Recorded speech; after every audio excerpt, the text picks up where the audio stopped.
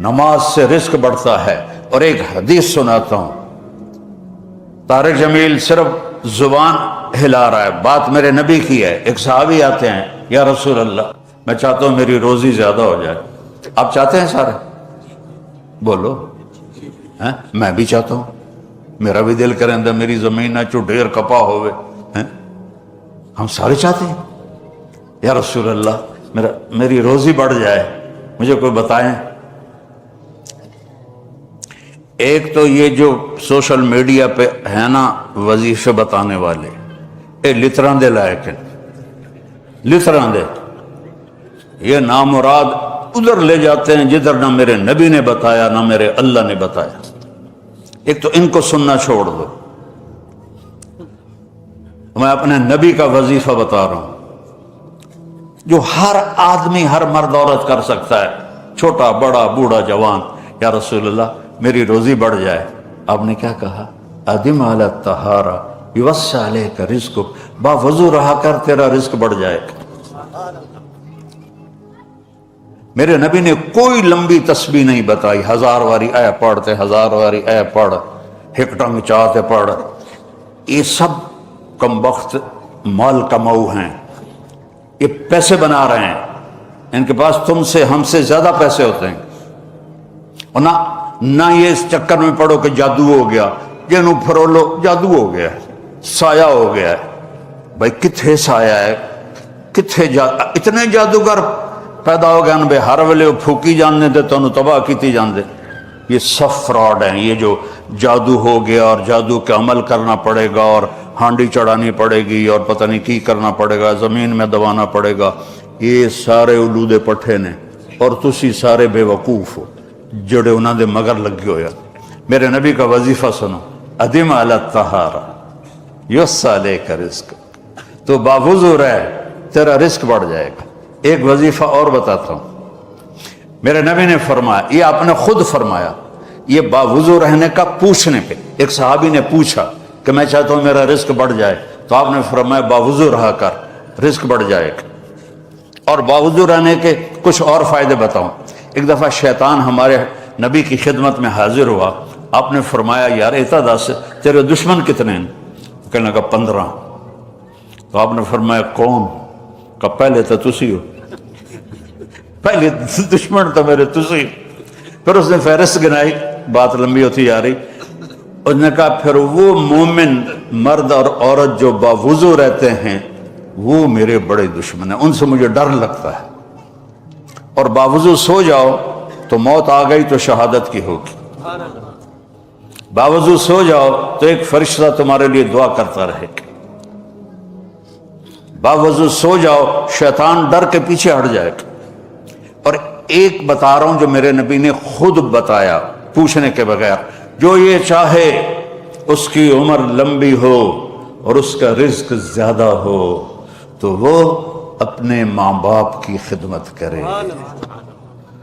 تمہاری تو جابیں ہیں نا، تم کہاں ماں کو پوچھ سکتے ہو، جاب ہے۔ میرے نبی نے کہا اپنے ماں باپ کو خوش کرے اور اپنے رشتے داروں پہ خرچ کرے اور ان سے اچھا سلوک کرے، اللہ اس کی عمر بھی بڑھائے گا، اس کا رزق بھی بڑھائے گا۔ اور ماں باپ کی دعائیں وہاں پہنچا دیتی ہیں اللہ کی قسم جہاں کوئی نہیں پہنچ سکتا۔ میں نے اس زمانے میں میڈیکل چھوڑا جب ڈاکٹر ایک بہت بڑی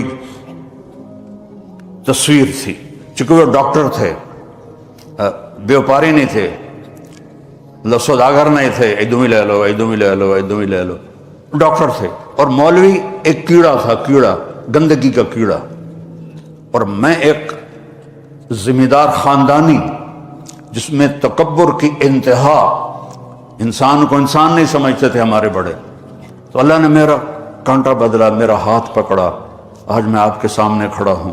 یہ اس کی مہربانی ہے، اس کا کرم ہے، اس کا فضل ہے، اس کا احسان ہے۔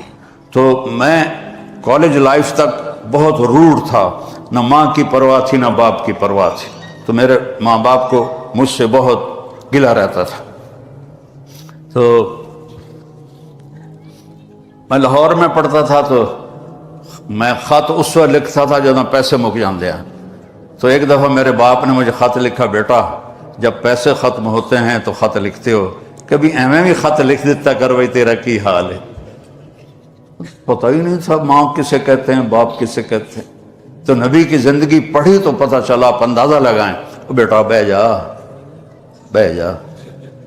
میرے نبی نے فرمایا، یہ عورتیں بھی بیٹھی ہیں، کاش میری ماں ہوتی زندہ اور میں عشاء کی نماز کی نیت باندھ کے فرض نماز مسجد کی مصلی پر پیچھے نمازی ہوتے اور میں سورۃ فاتحہ شروع کر چکا ہوتا، الحمدللہ رب العالمین، اور ادھر میرے گھر سے میری ماں کہتی محمد، تو میں نماز توڑ کے کہتا جی اماں جان میں آیا، جی اماں جان میں آیا۔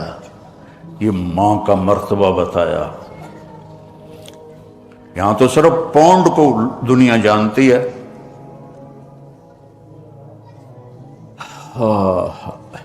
میرا نبی بتا رہا ہے ماں باپ کی خدمت کرو، رزق بڑھے گا۔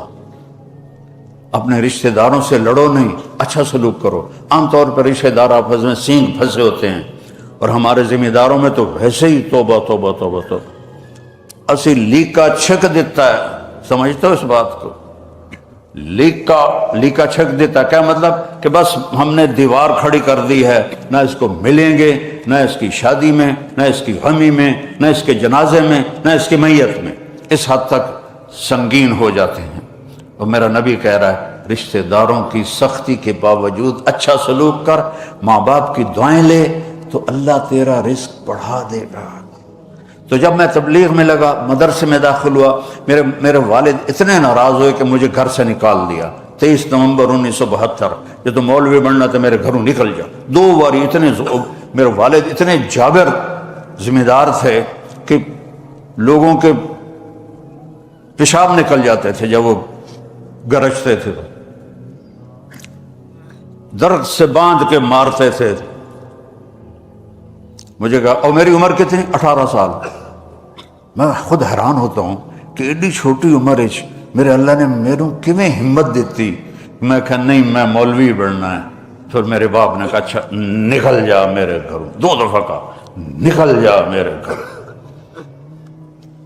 پھر جب اللہ نے میری زندگی پلٹی اور میں چھٹی میں آتا اور میں اپنے باپ کی خدمت کرتا، تیل لگاتا، پاؤں دباتا۔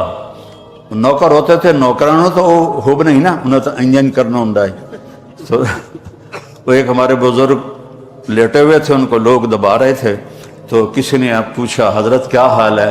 کہا جی بس میں صبر کا ثواب لے رہا ہوں اور یہ تھکن کا ثواب لے رہے ہیں۔ تو میں اپنے باپ کو بڑے دل سے دباتا، تو مجھے میرے باپ کی دعا لگی۔ وہ کہتے پتر میریاں اکھیاں تا نہیں ویکھنا، پتر میریاں اکھیاں تا نہیں ویکھنا، پر تو ویکھی ایک دن اللہ تینوں بڑی عزت دے سی۔ یہ میرے باپ کی دعا مجھے